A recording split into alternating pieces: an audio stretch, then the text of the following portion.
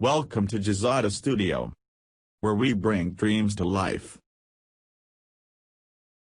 Do you want to update WordPress but don't know where to start? Often beginners are afraid that an update may break their website. This fear is understandable, however it's important to use the latest version of WordPress for the best security and performance of your website. Upgrading your WordPress website is a regular maintenance task.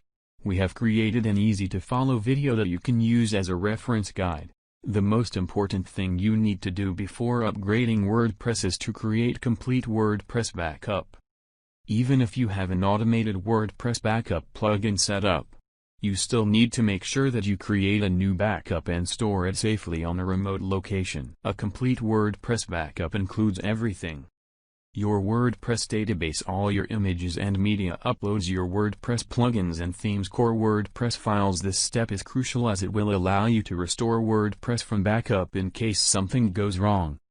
Once you have created a complete backup and stored it on a different location on your computer or cloud storage like Google Drive, then you can move on to the next step. Click on the Please Update Now. Then wait for it to update. Note: this step might take some time. Just grab a cup of coffee.